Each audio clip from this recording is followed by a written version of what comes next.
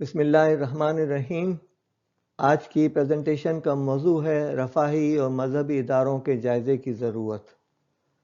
ہمارے ملک میں ہزاروں کی تعداد میں ادارے موجود ہیں جو بغیر منافع کے کام کرنے کا دعویٰ کرتے ہیں اور ان کی سپورٹ بھی کی جاتی ہے، ان کی امداد بھی کی جاتی ہے۔ اس حوالے سے ہم یہ چاہ رہے ہیں کہ حقدار کو پہنچنے کے حوالے سے ہم کچھ جائزہ لیں اور کارکردگی میں اضافہ کرنے کی کوشش کریں۔ ہمارے پیش نظر وہ تمام not for profit N G Os ہیں جن کا مقصد باٹم لائن یعنی نفع کی اضافہ نہیں ہے بلکہ خدمت ان کے پیش نظر ہے۔ اس میں تمام غیر سرکاری ادارے شامل ہیں، مسلح افواج کے وابستہ ادارے بھی شامل ہیں، مذہبی اور دینی ادارے بھی شامل ہیں، کمیونٹی اور سماجی ادارے جن میں اسکولز، کالج، ہاسپٹل، کلینکس وغیرہ ہیں، یہ تمام کے تمام شامل ہیں۔ اور ہم یہ چاہ رہے ہیں کہ اس پریزنٹیشن کے ذریعے سے ان کے کارکردگی میں اضافے کے لیے کوشش کی جائے اور کسی حد تک اندرونی محاسبے کا عمل شروع ہو جائے۔ ہماری اس پریزنٹیشن سے جن لوگوں کو فائدہ پہنچنے کا امکان ہے اس میں خود غیر سرکاری N G O, not for profit ادارے بھی شامل ہیں، ان سے وابستگان یعنی ذمہ داران بھی شامل ہیں، ان سے وہ لوگ بھی شامل ہیں جو اس سے مستفید ہوتے ہیں، اور وہ معاشرہ بھی شامل ہے جو ان کے ارد گرد ہے جس کو ہم کمیونٹی کہیں گے، اور وہ افراد بھی جو عطیہ دیتے ہیں اور اچھی خاصی رقم کے ذریعے سے اس اداروں کے چلانے کے اور معاشرے کی بہتری کے خواہش مند ہیں۔ جن عنوانات پر آج ہم گفتگو کریں گے وہ 8 ہیں۔ پہلا، پس منظر اور ضرورت، یعنی آج کی اس پریزنٹیشن کی ہمیں ضرورت کیوں پڑی۔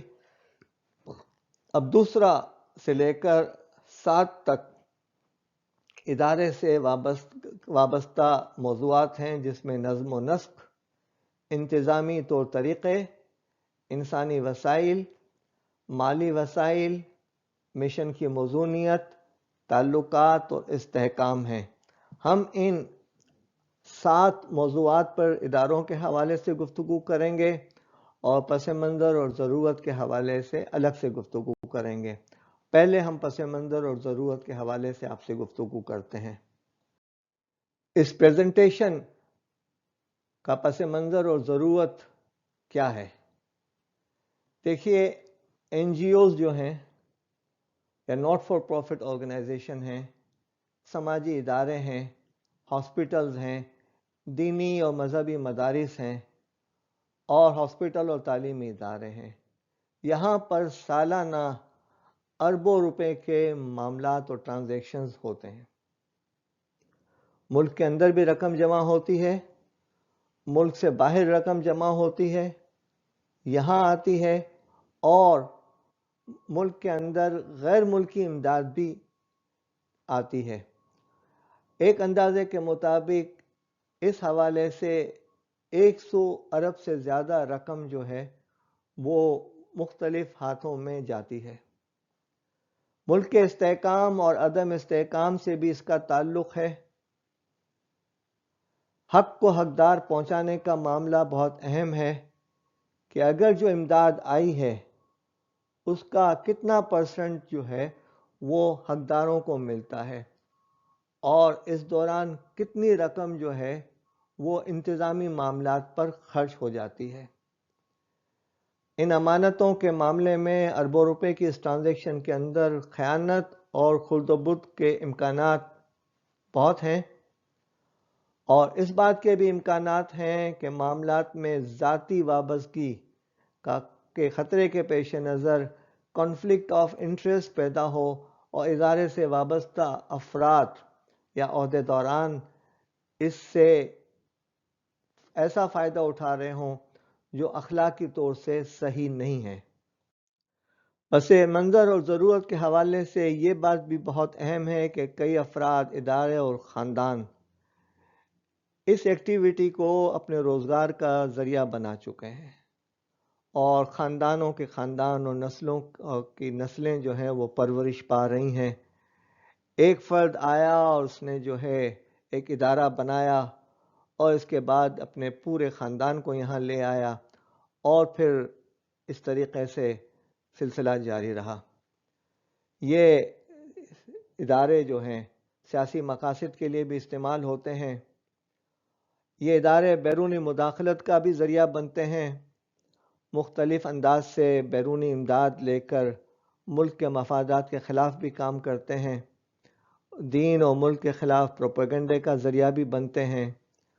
جو سوشل میڈیا پہ اور الیکٹرانک میڈیا پہ مہمات چل رہی ہوتی ہیں، اس کی امداد بھی بعض اوقات ان اداروں کے ذریعے سے ہوتی ہے، اور پس منظر میں یہ بھی شامل ہیں کہ جن مقاصد کے لیے ادارے قائم کیے گئے ہیں وہ متوقع مقاصد حاصل نہیں ہوتے، اور حقیقت یہی ہے کہ کئی افراد کی عزت، شہرت اور دیگر مقاصد اور الائٹ سوسائٹی میں اپنے مقام کے لیے لوگ اس کو استعمال کرتے ہیں۔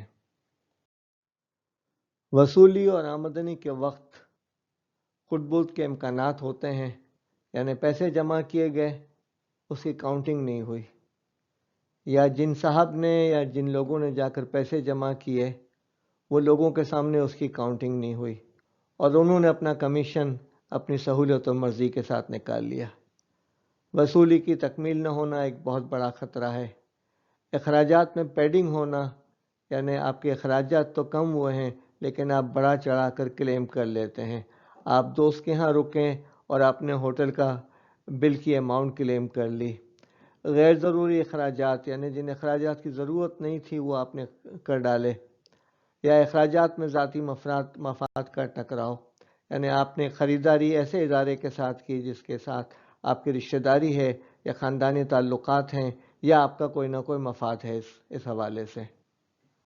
جب ہم مذہبی اور دینی اداروں کے افراد سے گفتگو کرتے ہیں کہ آپ کو اپنی کارکردگی کا جائزہ لینا ہے تو ان کی طرف سے شدت کے ساتھ مخالفت ہوتی ہے، اور وہ کہتے ہیں کہ کیا ہمیں آپ بے ایمان سمجھ رہے ہیں، کیا ہمیں بے اعتماد سمجھا جاتا ہے، کیا آپ ہم پہ بھروسہ نہیں کرتے، ہم تو اللہ کی رضا کے لیے کام کر رہے ہیں، اس میں حساب کتاب کی کیا ضرورت ہے۔ یہ رویہ جو ہے وہ بہت سارے شکوک اور شبہات کے دروازے کھولتا ہے۔ دیکھیں، ہمارے دین میں ہے کہ کھانے پینے کی چیزیں رات کے وقت ڈھانپ کر سونا چاہیے۔ ہمارے دین میں ہے کہ سونے سے پہلے چراغ بجھا لینا چاہیے۔ ہمارے دین میں ہے کہ اونٹ کو نکیل سے باندھ لینا چاہیے، اس کے بعد توکل کرنا چاہیے۔ ہمارے علماء اور فقہا میں کہتے ہیں کہ انسانوں کو موقع فراہم کرنے کی آزمائش سے بچنا چاہیے، یعنی ہم ایسے مواقع نہ فراہم کریں جس سے انسان کی آزمائش ہو۔ آپ جب گاڑی کو چھوڑ کے جاتے ہیں تو اپنے پرس کو کھلا رکھ کے نہیں جاتے، آپ بند کر کے جاتے ہیں۔ موقع ہے تو انسان موقع سے فائدہ اٹھاتا ہے۔ ایمانداری کا بعض اوقات معیار یہ ہوتا ہے کہ آپ کو موقع نہیں ملا۔ انسان کو ایماندار ہونا چاہیے اور ایماندار نظر بھی آنا چاہیے، اور ہمارے ملک میں جو حالات جا رہے ہیں اور FATF کی وجہ سے جو پابندیاں لگنے کے امکانات ہیں، اس کے پیش نظر ہم یہ ضروری سمجھتے ہیں کہ وہ تمام افراد جو NGO اور اس قسم کے اداروں سے وابستہ ہے وہ اس پریزنٹیشن میں دی گئی چیک لسٹ سے بھرپور فائدہ اٹھائیں اور اپنے ادارے کے ریکارڈ اور معاملات کو ٹھیک کرنے کی کوشش کریں۔ ایسا نہ ہو کہ کہیں NGO کے حوالے سے کوئی نیشنل اکاؤنٹیبلٹی بیورو بنے۔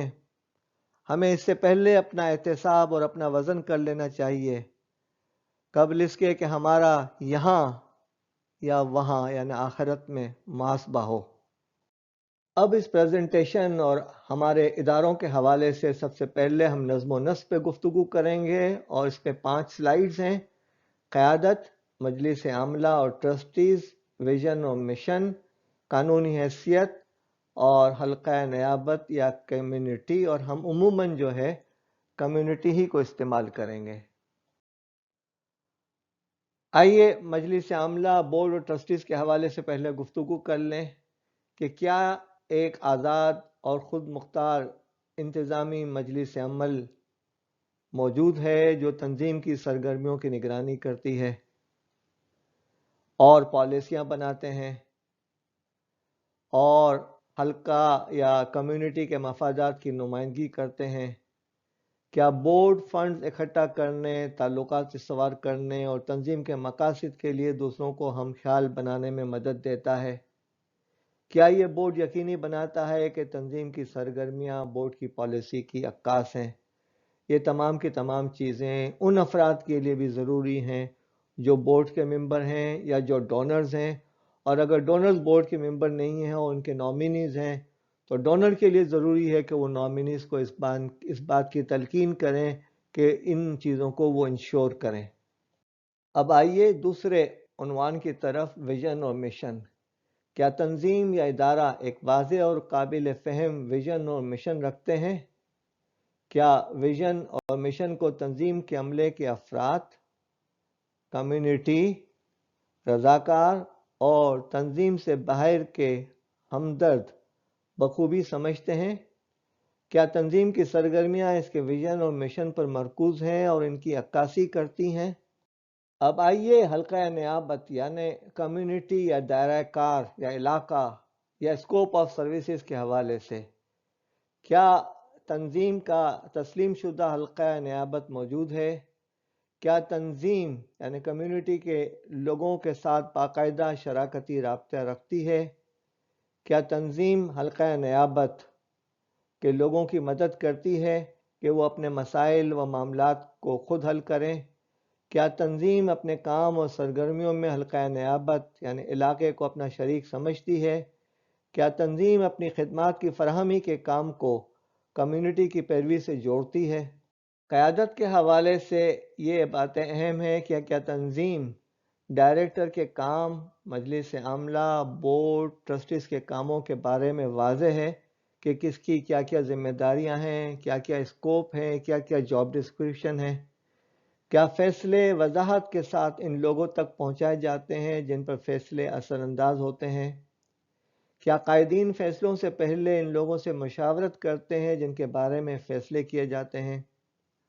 کیا قائدین تنظیم کے مشن مقصد کی تکمیل میں عملے کے افراد کو ان کی خدمات کی اہمیت سمجھنے میں مدد کرتے ہیں؟ اب آئیے قانونی حیثیت کے حوالے سے ہم گفتگو کرتے ہیں کہ کیا تنظیم قانونی طور پر قائم کی گئی ہے؟ کیا تنظیم اپنی قانونی شناخت اور رجسٹریشن کے قواعد کے تمام قانونی تقاضوں کی تکمیل کرتی ہے؟ کیا تنظیم ان تمام رعایتوں اور سہولتوں سے واقف ہیں جو اس کا حق ہے، یعنی ٹیکس کے حوالے سے؟ کیا تنظیم مروجہ ٹیکس قوانین کے مطابق ادائیگیوں سے ٹیکس کٹوتی کرتی ہے؟ ہم جس ملک میں رہتے ہیں وہاں کا المیہ یہ ہے کہ بہت سارے اداروں، مساجد اور مدارس نے اپنا قیام ان زمینوں پر قائم کیا ہے جو کہ قانونی طور سے ان کی زمینیں نہیں ہیں بلکہ قبضے کی زمینیں ہیں، اور عمومی طور سے قبضہ جو ہے وہ ناجائز کے معنوں میں استعمال ہوتا ہے۔ تو علماء کو اس بات کی ضرورت ہے کہ وہ اس بات کا فتویٰ دیں کہ وہ جو مساجد اور وہ جو مدارس اور وہ جو علمی اور تعلیمی ادارے اور رفاہی ادارے ان زمینوں پر قائم ہیں جو قبضہ کی گئی ہیں، ان کی قانونی اور شرعی حیثیت کیا ہے، اور ڈونرز کو بھی خیال رکھنا چاہیے کہ وہ اس حوالے سے کن چیزوں کے ذمہ دار ہیں۔ اب آئیے انتظامی طور طریقوں کے حوالے سے ہم 6 سلائیڈز پہ گفتگو کریں گے۔ افراد کار، تنظیمی ساخت، اطلاعات کا نظام، منصوبہ بندی، ترقیاتی پروگرام کی تیاری اور انتظامی بندوبست و طریقہ۔ سب سے پہلے تنظیمی ساخت۔ کیا تنظیم کا ایک واضح تنظیمی ڈھانچہ ہے، یعنی آرگنائزیشن چارٹ ہے اور سب کو اس کا علم ہے؟ کیا تنظیم کے عملے کے ہر فرد کی فرائض کارکردگی واضح طور پر دستاویز موجود ہے، یعنی جاب ڈسکرپشن؟ کیا فرائض کار یعنی ڈیوٹیز کی دستاویز کو عملے کے سالانہ جائزے میں ملحوظ رکھا جاتا ہے؟ اطلاعات کے نظام کے حوالے سے کیا حلقے یعنی کمیونٹی میں کام شروع کرنے سے پہلے علاقے کے بارے میں بنیادی کوائف یعنی بیس لائن ڈیٹا جمع کیا جاتا ہے؟ کیا تنظیم اپنے پروگراموں کے بارے میں باقاعدگی کے ساتھ معلومات جمع کرتی ہے؟ بنیادی کوائف کی روشنی میں کیا تنظیم علاقے میں اپنے کام کے اثرات کے بارے میں معلومات جمع کرتی ہے، یعنی امپیکٹ اسیسمنٹ؟ کیا حاصل کردہ معلومات سے پروگرام کے جائزے اور نئے پروگراموں کے لیے رہنمائی ملتی ہے؟ کیا حاصل کردہ معلومات کو حلقے کی پیروی کے لیے استعمال کیا جاتا ہے؟ انتظامی بندوبست کے طریقے کے حوالے سے کیا تنظیم کے انتظامی بندوبست یعنی administrative procedures S O Ps واضح طور پر بیان کیے گئے ہیں اور عملے کے افراد کو بتا دیے گئے ہیں کہ کیا پروسیجرز ہیں کن چیزوں کا؟ کیا انتظامی بندوبست کے طریقوں میں کسی تبدیلی کے وقت عملے کے افراد سے بات چیت کی جاتی ہے، انہیں اعتماد میں لیا جاتا ہے، ان سے مشورہ لیا جاتا ہے، ان سے فیڈ بیک لی جاتی ہے تاکہ آرگنائزیشن جو ہے وہ گراؤنڈ ریالٹیز پہ چلتی رہے؟ افراد کار کے حوالے سے کیا تنظیم میں اس کے بورڈ، عملے کے افراد اور رضاکاروں کے کام کی شرائط تحریری طور پر موجود ہیں اور متعلقہ افراد کو بھی فراہم کی گئی ہیں؟ یعنی کیا کوئی فارمل اپوائنٹمنٹ لیٹر ہے یا کوئی کانٹریکٹ ہے؟ اگر ٹیمپرری لیا گیا ہے تو اس کا کانٹریکٹ موجود ہے یا نہیں ہے؟ کیا عملے کے افراد کی بھرتی اور برطرفی ڈائریکٹر کے مشورے سے عمل میں لائی جاتی ہے یا ذیلی افراد کی صوابدید پر یہ معاملات ہو جاتے ہیں؟ اگر ذیلی افراد کی صوابدید پر یہ معاملات ہوئے ہیں تو آرگنائزیشن میں سچائی آسانی کے ساتھ نہیں پھیل سکے گی۔ منصوبہ بندی کے حوالے سے یہ اشارات ہیں کہ کیا تنظیم کے منصوبے اس کے مشن اور حکمت عملی سے مطابقت رکھتے ہیں، یعنی اکارڈنس ہے ان دونوں کے درمیان؟ کیا منصوبہ بندی میں عملے کے افراد اور حلقہ نیابت یعنی کمیونٹی کی رائے اور تجاویز پر غور کیا جاتا ہے، ان کے مشوروں کو غور کیا جاتا ہے، خاص طور پر ان کی جو منصوبے پر عمل درآمد کریں گے؟ کیا منصوبہ بندی دستیاب وسائل کی بنیاد پر کی جاتی ہے یا صرف تصورات و خواب کی بنیاد پر کی جاتی ہے؟ کیا تنظیم کے منصوبوں پر باقاعدگی سے نظر ثانی کی جاتی ہے اور انہیں اکارڈنگلی ایڈجسٹ کیا جاتا ہے؟ ترقیاتی پروگراموں کے حوالے سے یہ اشارات ہیں کہ کیا تنظیم ضرورتوں کے جائزے اور اپنی استعداد کے مطابق پروگرام تیار کرتی ہے اور ان پر عمل درآمد کرتی ہے؟ کیا پروگرام کی تیاری میں اس کے باقاعدہ جائزے کا عنصر شامل ہوتا ہے؟ کیا پروگرام کی تیاری اور اس پر عمل درآمد کے مرحلوں میں تنظیم اپنی کمیونٹی کو شریک کرتی ہے؟ کیا تنظیم پروگرام کی کامیابیوں کے اشاریوں کی نشاندہی کرتی ہے، یعنی جو انڈیکس ہوتا ہے یا کی پرفارمنس انڈیکیٹرز ہوتے ہیں ان کی نشاندہی کی جاتی ہے یا نہیں؟ اب آئیے تیسرے باب کی طرف، انسانی وسائل کے حوالے سے۔ اس پر ہم نگرانی کے طور طریقے، انسانی وسائل کی ترقی، عملے کے افراد کا کردار، تنخواہیں اور مرات اور تنوع کے معاملات پر گفتگو کریں گے، یعنی ڈائیورسیفیکیشن کے معاملات پر۔ انسانی وسائل کی ترقی کے حوالے سے اس چیک لسٹ میں 3 اشارات دیے گئے ہیں کہ کیا تنظیم میں عملے کے افراد کی کارکردگی کا جائزہ باقاعدگی سے لیا جاتا ہے، یعنی monthly, quarterly, half yearly, annual, اس انداز سے لیا جاتا ہے، اور اسٹار آف دی منتھ کا اعزاز دیا جاتا ہے؟ کیا تربیت کے مواقع افراد کی ضرورت اور ان کی تنظیم کی کارکردگی بہتر بنانے کی صلاحیت سے مشروط ہیں، یعنی اہلیت و صلاحیت کو سامنے رکھا جاتا ہے؟ کیا عملے کے افراد کی استعداد کے جائزے باقاعدگی سے ہوتے ہیں اور ترقیاتی سرگرمیاں منظم کرنے میں انتظامیہ کی رہنمائی کرتے ہیں۔ انسانی وسائل کے حوالے سے عملے کے افراد کا کیا کردار ہونا چاہیے، اس پر 3 سوالات ہیں۔ کیا عملے کے افراد کے فرائض کار اور ذمہ داریوں کی واضح دستاویزات موجود ہیں اور انتظامیہ ان پر نظر رکھتی ہے، یعنی جاب ڈسکرپشن موجود ہیں؟ کیا انتظامیہ مطلوب کاموں کا تجزیہ کرتی ہے اور افراد کی استعداد کے مطابق کام تقسیم کرتی ہے، یعنی کیا اسیسمنٹ ہوتا ہے انسانی صلاحیتوں کا اور قابلیتوں کا اور اہلیتوں کا، اور اس کے بعد ان پہ ذمہ داریاں دی جاتی ہیں؟ عملے کے افراد کی کارکردگی میں جہاں کمی نظر آئے، کیا انتظامیہ ان کی نشاندہی کر کے متعلقہ افراد کی مہارتوں میں اضافے کی کوشش کرتی ہے، جسے ہم عام الفاظ میں فیڈ بیک کہتے ہیں، کاؤنسلنگ کہتے ہیں؟ اس کا رویہ اور اس کا طریقہ کار ہونا چاہیے۔ تیسری بات تنظیم امور ہے۔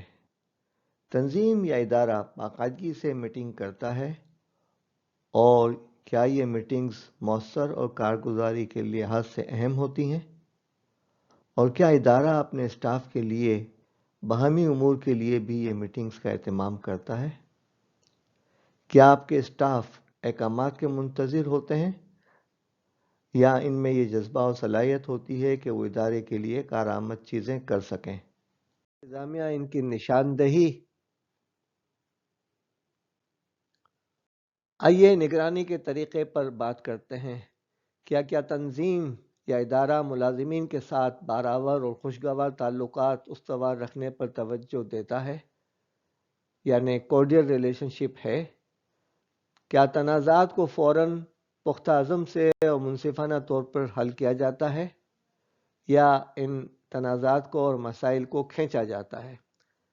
عملے کے افراد مسائل کے بارے میں اپنے ساتھیوں سے آزادانہ تبادلہ خیال کرتے ہیں، یا پھر چپکے سے سازشی انداز پہ گفتگو ہوتی ہے؟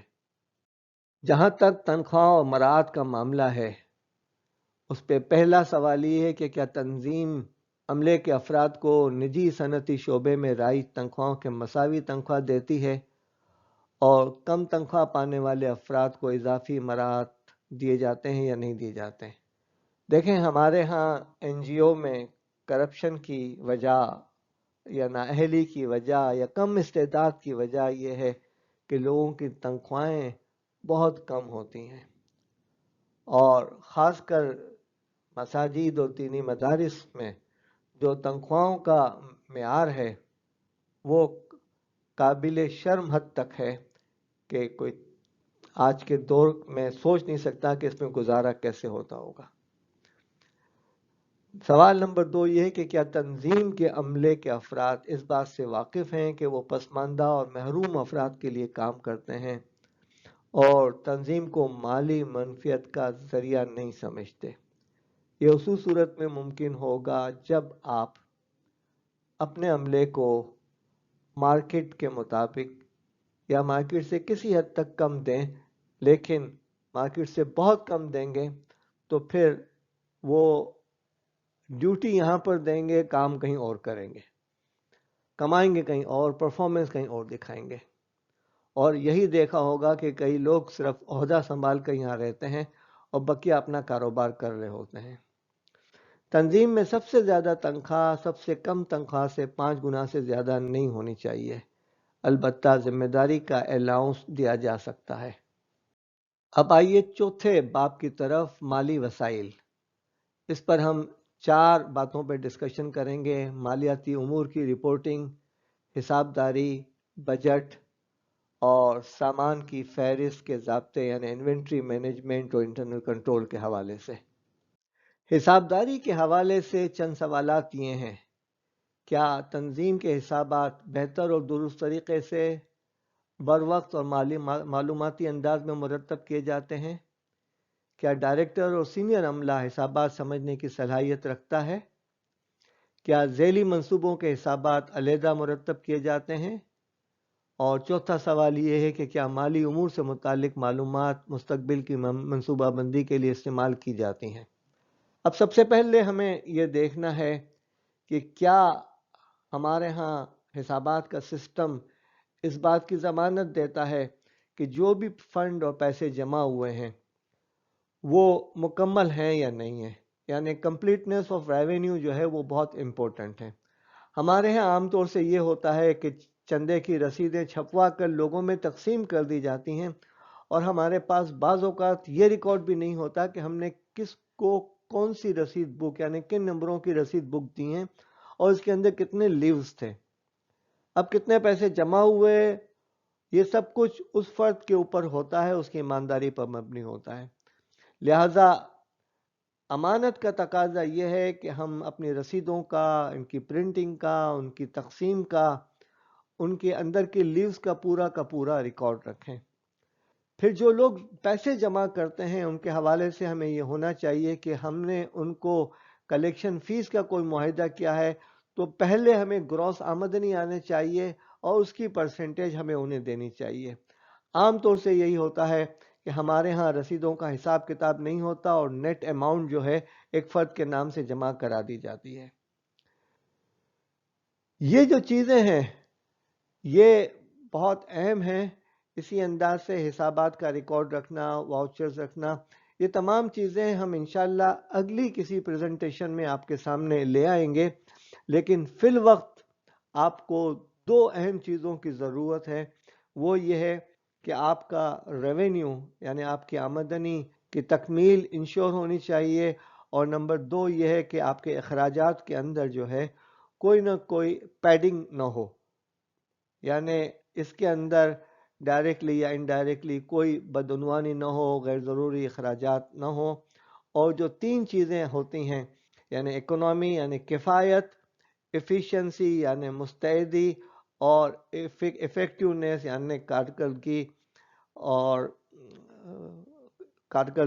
یہ چیزیں جو ہیں بہت اہم ہیں۔ اب آئیے بجٹ کے حوالے سے گفتگو کرتے ہیں۔ بجٹ آئندہ سال کے معاملات کا تخمینہ کہلاتا ہے۔ یہ عموماً ایک سال کا بنایا جاتا ہے، لیکن شش ماہی، سہ ماہی اور ماہانہ بھی بن سکتا ہے، اور یہ بجٹ جو ہے ایک سال سے زائد کا بھی بن سکتا ہے۔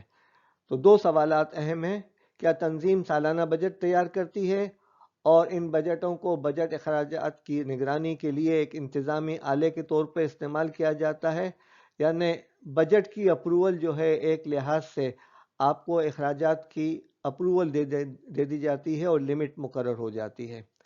اور دوسرا سوال یہ ہے کہ کیا بجٹ کی منصوبہ بندی اور تیاری وہ افراد کرتے ہیں جنہیں اسے خرچ کرنا ہوتا ہے، لیکن حتمی منظوری کا اختیار ڈائریکٹر اور بورڈ کا ہونا چاہیے۔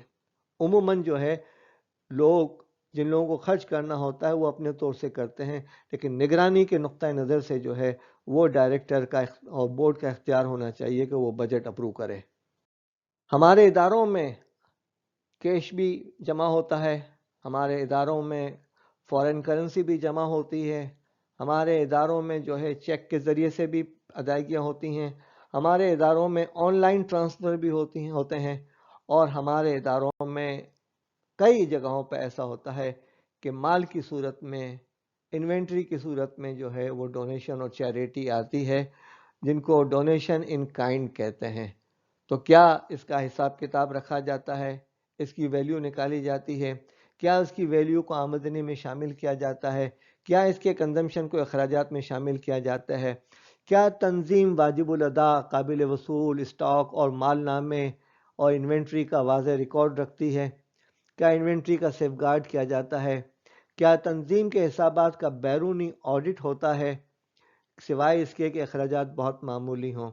یہاں پر تو جو ہے ہم نے دیکھا ہے کہ ملینز آف روپیز کی ٹرانزیکشن ہوتی ہیں، کئی جگہوں پہ تو حساب کتاب ہی نہیں ہوتا، اور جہاں حساب کتاب ہوتا ہے وہ چھوٹی سی ڈائری میں ہوتا ہے، جبکہ آج کے دور میں ضرورت ہے کہ حساب کتاب پورا کیا جائے، اور ان حساب کتاب کو رکھنے کے لیے کسی ایکسپرٹ کو یا کسی جاننے والے کو رکھا جائے اور اس کی چیکنگ کسی ایکسپرٹ کے ذریعے سے کی جائے۔ مالیاتی امور کی رپورٹنگ کے حوالے سے 3 سوالات ہیں۔ کیا تنظیم مالی سال ختم ہونے کے 3 ماہ کے اندر اپنے مالیاتی امور کے حسابات درست طور پر تیار کر لیتی ہے؟ کیا تنظیم مالیاتی رپورٹ کو آئندہ کی منصوبہ بندی کے لیے استعمال کرتی ہے؟ کیا تنظیم اپنی مالیاتی report board directors registration authority کو بھیجتی ہے اور یہ رپورٹ عوام کو دستیاب ہوتی ہے۔ یہ جو تیسرا سوال ہے یہ بہت اہم ہے۔ پاکستان کے بڑے بڑے ادارے جہاں بلینز آف روپیز کی ٹرانزیکشن ہوتی ہیں، ان کے حسابات پبلک کو اویلیبل نہیں ہوتے، اور یہ ایک بہت بڑا مسئلہ ہے اور بہت بڑا سوال پیدا ہوتا ہے۔ اب آئیے مشن کی موضوعیت یعنی اہلیت، کیپیبلٹی کے حوالے سے گفتگو کرتے ہیں، جس میں حلقہ نیابت کی ملکیت، شعبہ جاتی مہارتیں اور اثرات کا جائزہ ہے۔ شعبہ جاتی مہارتیں یعنی فیلڈ ایکسپرٹیز، یعنی جو کام کرنا ہے اس کی صلاحیت موجود ہے یا نہیں ہے۔ اگر کشتی چلانی ہے تو کشتی رانی کا فن آنا چاہیے، اور اگر سڑک پہ ٹرک چلانا ہے تو ٹرک چلانے کی صلاحیت ہونی چاہیے۔ پہلا سوال یہ ہے کہ کیا تنظیم میں اس کے کام سے متعلق شعبوں میں تجربہ اور مہارت رکھنے والے افراد شامل ہیں؟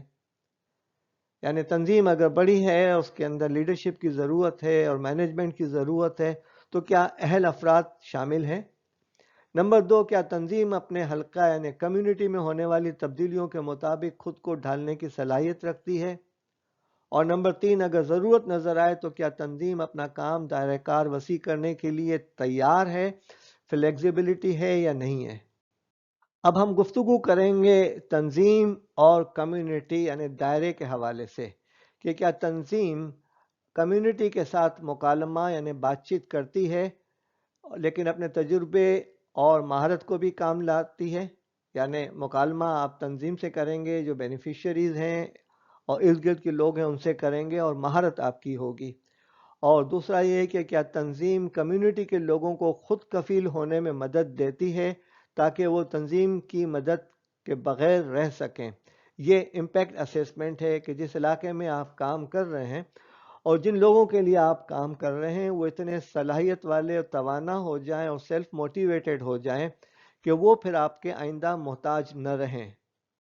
تیسرا معاملہ ہے اثرات کا جائزہ۔ اس پہ 2 سوالات ہیں کہ کیا تنظیم اپنے پروگرام یعنی منصوبوں کے اثرات یعنی امپیکٹ اسیسمنٹ کرتی ہے، اس کی نگرانی اور جائزے کا کوئی نظام رکھتی ہے یا نہیں رکھتی؟ کیا تنظیم واقف ہے کہ بنیادی قوائف کیسے جمع کیے جائیں، اشاریوں اور انڈیکسز کو کیسے جانچا جائے، اشاریوں کے تناظم میں پیش رفت کی نگرانی کیسے کی جائے، اور پروگرام کا تشخیصی جائزہ کیسے لیا جائے؟ اس لیے کہ جو ملک میں دور آنے والا ہے، FATF کے بعد جو صورتحال ہونے والی ہے، اس میں ہمیں تیاری کر لینی چاہیے کہ ہم سے کیا کیا سوالات پوچھے جائیں گے۔ محض گاڑی کو کھینچنے یا دھکا دینے سے کام نہیں چلے گا۔ اب آئیے تنظیم کے بیرونی تعلقات کے حوالے سے 7 عنوانات پر ہم سوالات ڈسکس کرتے ہیں۔ نمبر 1، مقامی وسائل۔ نمبر 2، امداد دینے والوں کے ساتھ تعلقات۔ نمبر 3، کمیونٹی سے تعلقات۔ 4، تنظیموں کے درمیان اشتراک عمل۔ میڈیا تعلقات، حکومت کے ساتھ اشتراک عمل اور تعلقات عامہ۔ کمیونٹی سے تعلقات کے حوالے سے کیا حلقہ نیابت یعنی کمیونٹی کے لوگ تنظیم کے ساتھ آسانی سے رابطہ کر سکتے ہیں؟ یعنی جن لوگوں کے لیے یہ ادارہ کام کر رہا ہے وہ لوگ اس سے آسانی کے ساتھ رابطہ کر سکتے ہیں؟ اور کیا تنظیم حلقہ نیابت یعنی کمیونٹی کی بات پر توجہ دیتی ہے اور بالائی سطح پر فیصلہ سازی تو نہیں کر لیتی؟ اب دوسرا معاملہ ہے کہ ایک تنظیم کا دوسری تنظیم کے ساتھ تعلق اور اشتراک عمل۔ کیا تنظیم اپنے شعبے کی تنظیموں کے کسی اتحاد یا نیٹ ورک میں شامل ہے، کسی ایسوسی ایشن، گروپ یا کلب کا حصہ ہے؟ کیا تنظیم پورے ملک میں یا محدود مقاصد کے لیے اپنے شعبے سے متعلق تنظیموں کے ساتھ اشتراک عمل پر غور کرنے کے لیے تیار ہے، یا کر رہی ہے، یا کرنا چاہتی ہے؟ اور کیا ہمکار تنظیموں یعنی ایک جیسی تنظیموں کے حلقے میں آپ کی تنظیم کی عزت یعنی ریسپیکٹ کی جاتی ہے؟ جب ہم رفاہی اور نیکی کے کام کرتے ہیں تو ہمیں بعض اوقات حکومت کے ساتھ اشتراک عمل کی بھی ضرورت پڑتی ہے، جیسے 2005 کے زلزلے میں، سیلاب کے معاملے میں، یا کوئی مشترکہ کوئی ایسی غیر متوقع آفت کے موقع پر، یا کورونا کے یا کووڈ کے دور کے اندر۔ تو ایسی صورتحال کے اندر بعض اوقات ہمیں حکومت کے اشتراک عمل کی ضرورت بھی پڑتی ہے، اور بعض اوقات ہم یہ سمجھتے ہیں کہ حکومت کے ساتھ مل کر کام کرنا چاہیے۔ تو یہاں 3 سوالات ہیں کیا حکومت تنظیم کو ایک مکمل اور قابل بھروسہ ساتھی سمجھتی ہے، یعنی امپلیمنٹنگ پارٹنر سمجھتی ہے؟ کیا متعلقہ شعبے اور متعلقہ جغرافیائی حلقے میں حکومت کے ساتھ تنظیم کا اشتراک عمل ہے، یعنی کہیں کام ہوتا ہے؟ جیسے 2005 کے زلزلے کے اندر پوری قوم ایک جگہ جمع ہو گئی تھی اور ہم بحیثیت قوم دنیا کی سب سے بڑی چیریٹی بن گئے تھے۔ اور تیسرا سوال یہ ہے کہ کیا تنظیم اپنے کام سے متعلق پیروکاری کی تجاویز حکومت کو پیش کرتی ہے؟ جب ہم رفاہی کام کرتے ہیں تو ہمارے تعلقات امداد دینے والے ملکی اور غیر ملکی اداروں اور کمپنیوں سے بھی ہو جاتے ہیں۔ تو ایسی صورت میں ایک سوال ہے کہ کیا امداد دینے والے اداروں کے ساتھ تنظیم کے تعلقات باہمی احترام پر مبنی ہیں، یعنی میوچل ریسپیکٹ پر قائم ہیں یا نہیں ہیں؟ تعلقات کے معاملے میں پانچواں معاملہ تعلقات عامہ کا ہے۔ کیا تنظیم نے اپنے اغراض و مقاصد و خدمات کے بارے میں عوام کی معلومات کے لیے لٹریچر تیار کیا ہے اور وہ دستیاب ہے یا الیکٹرانکلی تیار ہے اور سوشل میڈیا پہ بھی اویلیبل ہے یا نہیں ہے؟ اور کیا تنظیم کی سرگرمیوں کے حوالے سے حلقے کے لوگ اس سے اچھی طرح واقف ہیں یا نہیں ہیں؟ تعلقات کے معاملے میں مقامی وسائل کے حوالے سے دو سوالات ہیں۔ کیا تنظیم نجی کاروباری شعبے سے اچھے تعلقات رکھتی ہے؟ اس لیے کہ عموماً ان تنظیموں کو نجی کاروباری شعبہ بہت امداد دیتا ہے، یعنی کمپنی کی طرف سے بھی اور انفرادی طور سے بھی۔ اور کیا تنظیم کو مقامی وسائل تک رسائی حاصل ہے یا نہیں ہے؟ جہاں تک میڈیا سے تعلقات کا معاملہ ہے، اس میں کیا ذرائع ابلاغ میڈیا تنظیم سے واقف ہے اور اس کا احترام کرتا ہے؟ کیا آپ کو بار بار غلط خبریں دے کر بدنام کرنے کی تو کوشش نہیں کی جاتی؟ کیا تنظیم نے خود کو ذرائع ابلاغ میں متعارف کرایا ہے، یعنی اس کے لیے اس میں اپنے روٹس بنائے ہیں یا نہیں بنائے ہیں؟ اب آئیے آخری باب یعنی استحکام کے حوالے سے، اسٹیبلٹی کے حوالے سے ہم گفتگو کرتے ہیں۔ اس میں چار چیزیں ہیں: وسائل کی بنیادوں کا استحکام، منصوبے فوائد کا استحکام، تنظیم استحکام اور مالیاتی استحکام۔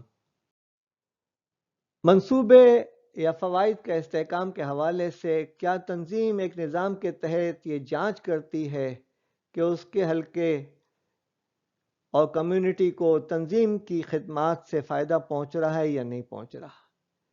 کیا کمیونٹی کے لوگ تسلیم کرتے ہیں کہ وہ تنظیم کے کام خدمات سے فائدہ حاصل کر رہے ہیں؟ کیا تنظیم مقامی تنظیموں اور اداروں کے ساتھ کام کرتی ہے؟ کیا تنظیم اپنے کام کے تسلسل کے لیے منصوبہ بندی کرتی ہے؟ یعنی اب آ رہے ہیں تنظیمی استحکام یا باہمی استحکام کے حوالے سے۔ تو پہلا سوال یہ ہے کہ کیا تنظیم دیگر تنظیموں کے ساتھ شراکت داریاں تشکیل دیتی ہے، یعنی مل کر کام کرتی ہے، یا اپنی ہی الگ مسجد بنا کر چل رہی ہوتی ہے؟ کیا تنظیم سماجی ترقی میں اپنے کردار اور دوسروں کے کردار کی اہمیت کو سمجھتی ہے؟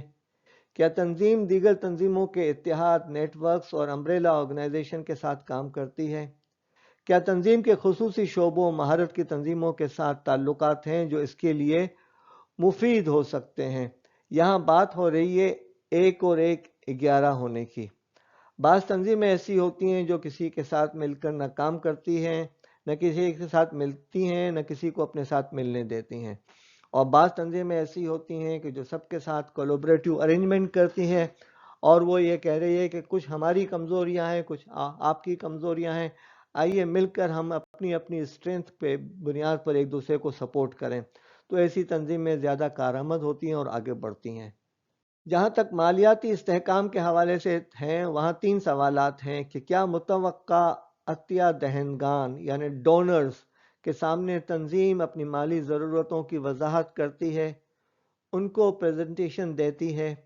یہ جو آپ کو چیک لسٹ فراہم کی گئی ہے 7 شعبوں میں، اس چیک لسٹ کا جواب تیار کر کے آپ ان اداروں کے ساتھ اپنی پریزنٹیشن دیں اور اپنی فنڈنگ ریکوائرمنٹ سامنے رکھیں۔ کیا تنظیم فنڈنگ کے غیر ملکی اور مقامی ذرائع کی ضرورت کا ادراک رکھتی ہے؟ اور کیا تنظیم مختلف اور متعدد مالی ذرائع رکھتی ہے، یعنی مشکل حالات کے اندر کوئی متبادل انتظامات ہیں یا نہیں ہیں؟ وسائل کی بنیاد کا استحکام۔ کیا تنظیم مالی وسائل کے استحکام کی اہمیت کو سمجھتی ہے؟ کیا تنظیم کے پاس محفوظ فنڈز یا بچت ہے جو مشکل مالی حالات میں مدد دے سکے؟ کیا تنظیم مختلف و متعدد مالی ذرائع رکھتی ہے یا نہیں رکھتی؟ رفاہی اور سماجی اداروں کے جائزہ کارکردگی کے حوالے سے جو کتاب لکھی گئی ہے اس کے لیے میں محترم راشد نسیم صاحب، مسعود اعجازی صاحب اور عبدالسلام سلامی صاحب کا شکر گزار ہوں۔ اس کے علاوہ مفتی عبدالرحیم صاحب جو جامعۃ الرشید کے شیخ ہیں، انہوں نے اس خواہش کا اظہار کیا تھا کہ اس موضوع پر ویڈیو بنا کر ہمارے این جی اوز اور دینی مدارس کے لیے کوئی فائدہ مند چیز بنائی جائے۔ میں ان کا بھی شکر گزار ہوں کہ انہوں نے اس خواہش کا اظہار کیا۔ ہم نے فیس بک اور ٹیلی گرام پر گروپ بنا دیے ہیں اور آپ لوگوں سے درخواست ہے کہ آپ یوٹیوب پر اس موضوع پر ہماری دیگر پریزنٹیشنز کا جائزہ لیں اور واچ کریں، اور اپنے اپنے اداروں میں، اپنے اپنے مدارس کے اندر، اپنی اپنی این جی اوز میں اور بورڈ کے افراد کو ترغیب دیں کہ اس موضوع پر یہ ویڈیو دیکھیں اور گروپ ڈسکشن کریں تاکہ ہمارے ادارے مستحکم ہو سکیں۔ اللہ کریم سے دعا ہے کہ اللہ ہماری اس کاوش کو قبول کرے اور ملک میں امانتوں کے حوالے سے جو بلینز آف روپیز کی ٹرانزیکشن ہو رہی ہے، اس کے حساب کتاب کی اور اس کی امانت کی ہم بہتر طریقے سے کارکردگی دکھائیں، اور اللہ تعالی ہمارے لیے دنیا میں بھی آسانیاں پیدا کرے اور آخرت میں بھی آسانیاں پیدا کریں۔ حاسبو قبل ان تحاسبو، اے لوگوں اپنا احتساب کر لو قبل اس کے کہ تمہارا احتساب کیا جائے۔